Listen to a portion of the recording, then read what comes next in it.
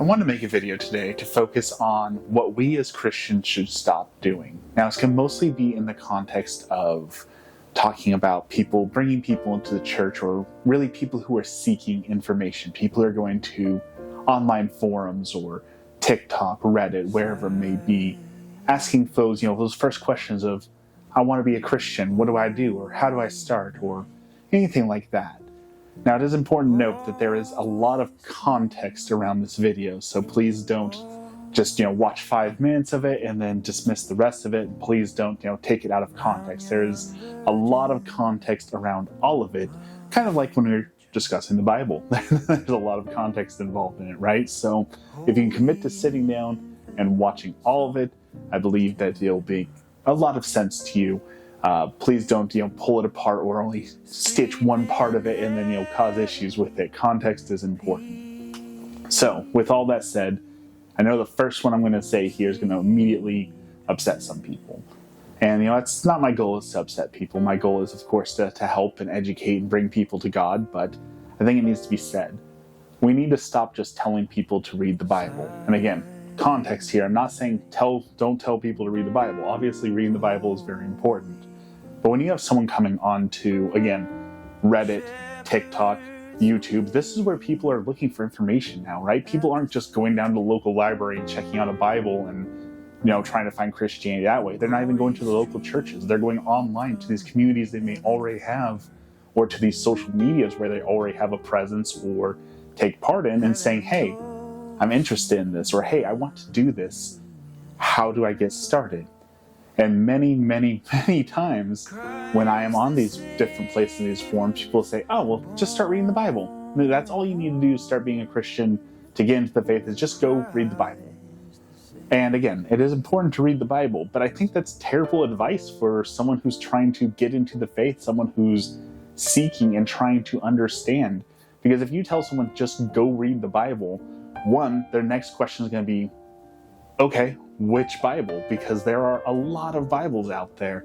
And as you know, I'm Catholic, we consider most Bibles out there aren't even complete. They don't even have all the books of the Bible, right? Not to mention you have Bibles from other faiths or groups who are more culty than others that could lead someone astray. The second reason why I think that is not great advice is without, again, context or knowing kind of where to start or anything about it, the Bible is a very hard read, right? People spend their entire lives dedicated just to understand a small portion of the Bible. You have people who get degrees to try and dissect just one portion of the Bible. So telling just an average person to go out and just read the Bible, understand you'll know everything, is just unrealistic and almost unfair. You're not giving them a fair shot at it. I'm going to give you an example. One of the readings from Christmas Eve is on the genealogy of Jesus Christ. Now, telling someone who's never read the Bible before, someone who knows nothing about Christianity, someone who is, again, very beginner, trying to get into the faith, all right, go read the Bible, and they pick this up. The book of genealogy of Jesus Christ, the son of David, the son of Abraham. Abraham became the father of Isaac, Isaac the father of Jacob, Jacob the father of Judah and his brothers. Judah became the father of Perez and Zerah, whose mother was Tamar. Perez became the father of Hezron, Hezron the father of Ram, Ram the father of Amminadab, Amminadab the father of Nahshon, Nahshon the father of Salmon, Salmon the father of Boaz, whose mother was Rahab. Boaz became the father of Obed, whose mother was Ruth. Obed became the father of Jesse, Jesse the father of David the king. Let's take a moment to reflect on that. Now, someone who studied the Bible, someone who knows the story through and through, knows why that's important. Again, right? I've said it like 6 times already, but context is important. If you take someone who's never read the Bible before and read that, what are they going to think? They're going to either think, I'm missing something, or they're going to think, maybe this isn't for me, because why do I care about any of that? So again, reading the Bible is important, but it's not the best advice for somebody who's out there trying to learn Christianity, someone who's just discerning and trying to understand, is this the right thing for me? Instead, it might be better to recommend, one, their local RCIA chapter. You have people who are much better educated, people who have degrees in this sort of thing, people who have resources, tools, time, all these sort of things to help educate people. That'd be a much better place for someone to start. If they don't want to make a commitment like RCA, completely understand. You could recommend them something like Mere Christianity by C.S. Lewis. That is a fantastic book, all about kind of why Christianity.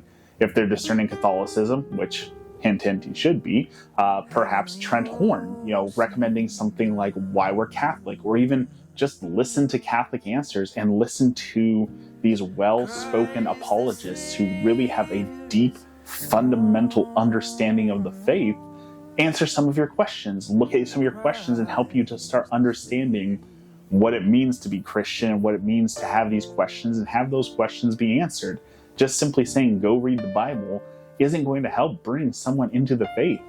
Yes, there is something to account for, the Holy Spirit guiding someone, but someone who's brand new shouldn't just be left to fend for themselves.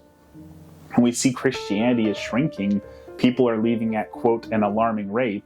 Now that's a video and a whole discussion for another time. So if we want to help bring people back into the church and we want to help lead souls to Christ, then we need to be willing to commit to it. We need to be willing to give people the time of day, the resources, and the tools. I mentioned RCIA already once, but if you go to an RCIA class, they will give you a Bible and tell you to read the Bible. They also, in my class, gave you Trent Horn's Why We're Catholic. Not to mention, we had class weekly to help understand and break down the faith for about a year, a little bit less than a year. On top of that, we would go home, we would read, we'd discern, and then we'd have people to talk to. You would have your sponsors who you could call upon to ask these questions to and try and figure things out. You had someone with you the entirety of the way. And that is not what's happening to people who come searching online for answers. They're coming in and asking questions and then getting sent to all these places. Another thing you need to definitely stop is just saying, oh, well, Google it, or why don't you search it? Because it's just not possible in this day and age for most people to be able to do their own research. And I'm going to point out all the people who are anti-vaxxers, all the people who are still flat earthers, who tell you, oh, well, if you do your own research, well, doing your own research tells you to go rely on your own skills. And as we know, many people don't have those skills. We talk about, in America at least, 50, 60, going on 70% of people don't have like an adult reading level, and like 30% are functionally literate, where they really can't read, but they can kind of sort of understand things. So just saying go Google or go research it isn't going to help. And again, if we go back to the previous one of, oh, well, go read the Bible, they're going to say, okay, I got to go read the Bible. I'm going to do my research myself. So they type in, well, now what are they going to find? You might find, okay, well, I need to read the Gospels. What about the Gospel of Mary? What about all these other false Gospels that aren't accepted? They don't know all this information. They're just going to go out there and say, okay, well, I was told to read the Gospel. This is the Gospel of Mary, so I'm going to start reading this right here, right now. That's not helpful to someone on their journey. It's also not helpful because there is so much Christianity out there, right? They're going to get overwhelmed with, well, am I supposed to be a Baptist? Am I supposed to be a Catholic? Am I supposed to be Orthodox? Am I supposed to be a non-denominational? Am I supposed to be a Jehovah's Witness? Am I supposed to be a Mormon? Just sending them off and saying, oh, go research it isn't very helpful to them. There's so many different answers, and while everyone says, oh, well, a Christian's a Christian, we have our own answers and disputes among ourselves, right? So if you truly believe in what you truly believe in, if you're truly Catholic, then saying, oh, well, go research it might send them on the path of becoming a Protestant or a Mormon or, something else that might, in your faith, lead them into danger. So it's really a process that we need to say, we need to commit ourselves to this and just stop sending them off to do someone else's work. Go research it yourself. Go Google it yourself. It's definitely not helpful to someone's faith. We also need to speak up more against these sort of things. Again, social media is not going anywhere, right? We need to stop recommending like, oh, well, follow this person on Instagram, or follow this person on Facebook, or follow this person on TikTok, and you'll learn everything you need to know about Christianity. Because anyone who looks at those forms of Christianity knows there's something off about Christianity on social media. And don't get me wrong, the irony is not lost on me that I'm making a post on YouTube that will eventually go to social media about Christianity and Catholicism. But so many people preach their own gospels on those places.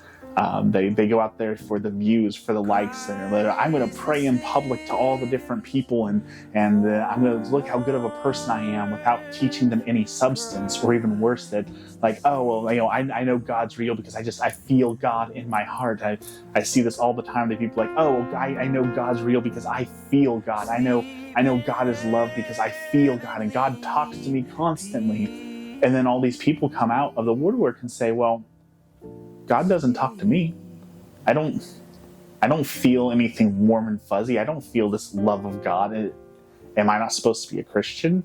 Am I not loved by God because I don't have God talking to me every day?